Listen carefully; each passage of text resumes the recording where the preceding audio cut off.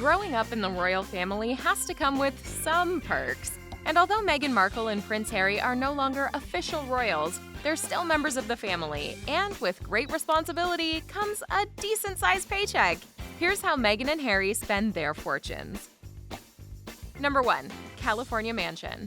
They might not spend their nights at Buckingham Palace, but Meghan and Harry aren't roughing it since moving to the US. The pair, along with their 2 kids, Archie and Lilibet, call a gorgeous California mansion their home for the time being. The large private property is located in Montecito, Santa Barbara, just down the street from their pal Oprah. The mansion was worth $14.7 million when they purchased it in 2020. It features 9 bedrooms and 19 bathrooms. There's also a country-style main suite with traditional wooden beams and a neutral decor style. The family lived the lavish life with a home theater, a library, a gym, an arcade, and an elevator. Outside, there's a full-on playground for the kids, a rose garden, and a pool. Number 2. Prince Harry's inheritance. When the couple separated themselves from the royal family in 2020, they also gave up their rights to the family purse. Prince Harry effectively declined any inheritance or funds he would have had access to with his royal lineage, choosing instead to prioritize the happiness and well-being of his wife and family. If that's not a noble prince move, I'm not sure what is. Although the couple was cut off from the royal family funds, Prince Harry had a trust in his name from his late mother, Princess Diana, worth around $13 million. Enough to get them on their feet. Number 3. Meghan's hard work. Even without a steady paycheck from the crown, Meghan and Prince Harry have been doing okay for themselves. The former actress has always been a go-getter and owes a large part of her fortune to royalties from Suits, which she earned around $58,000 per episode. After moving to California, Meghan and Harry signed a deal with Netflix to create various content, including children's programming and a docuseries. The contract was worth a reported $100 million. Meghan also has a contract with Spotify worth somewhere between $18 and $35 million. Number 4. Meghan's personal brand. In addition to the couple's various big label deals, Meghan also has her personal brand, which she invests in from her independent earnings. Although the star was forced to give up her social media accounts when she signed on as Duchess, it's not hard to predict that we'll see a Meghan Markle official Instagram account popping up again before too long. A personal IG or TikTok account could be a huge moneymaker for Meghan and her family. And who doesn't want more behind-the-scenes pics of these adorable kiddos? Number 5. High fashion.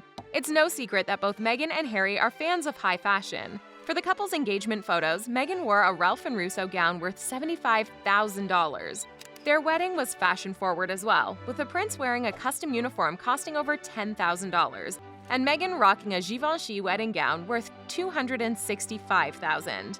And now, without the royal family's personal stylists and designer connections, funds for the family's wardrobe are coming straight out of pocket. Number 6. Vacations. Everyone needs a vacation once in a while. Meghan has always been a fan of travel, journaling her explorations on her pre-royal days blog, The Tig, where she talked up places like St. Bart's, New York City, and Istanbul as her go-to vacation locations.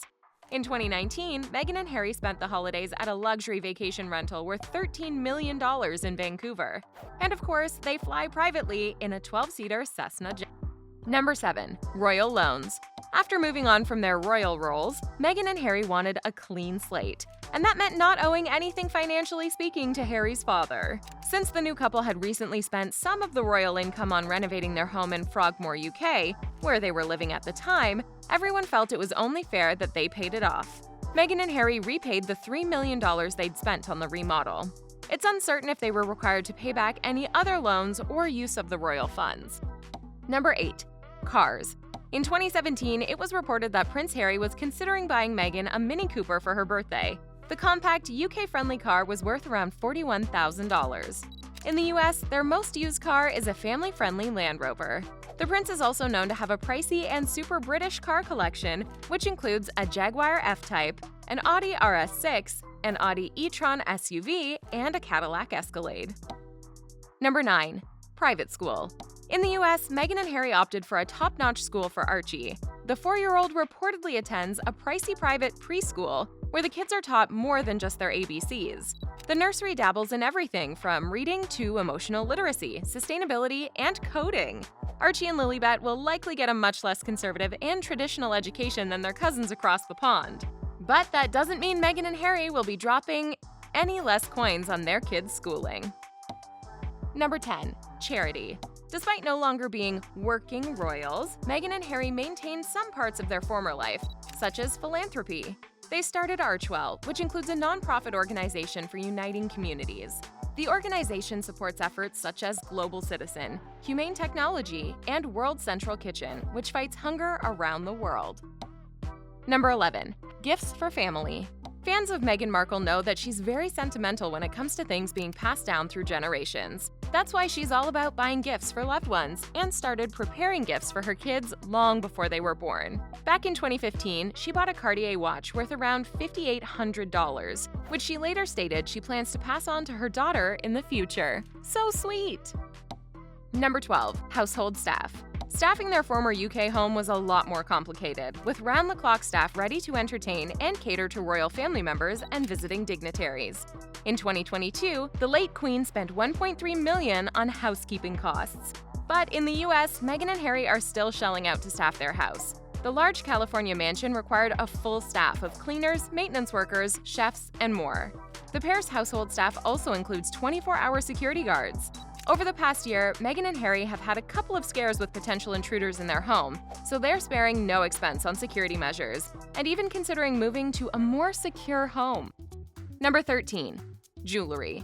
When Meghan and Harry first started dating around 2016, he was already showering her in lavish gifts.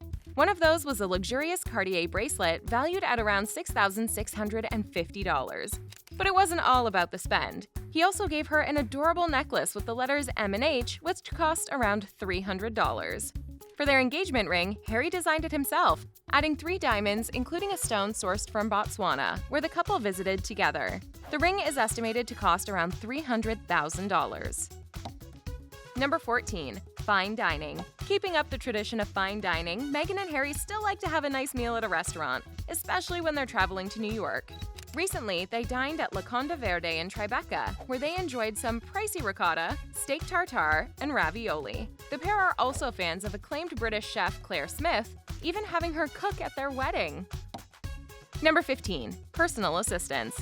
Meghan's former personal assistant, Amy Pickerel, was her closest staff member for her early days as a UK royal. In early 2019, however, the two parted ways due to conflicts of interest. Lately, Meghan has been managing her media projects solo, with help from a marketing team provided by her employers at Netflix and Spotify.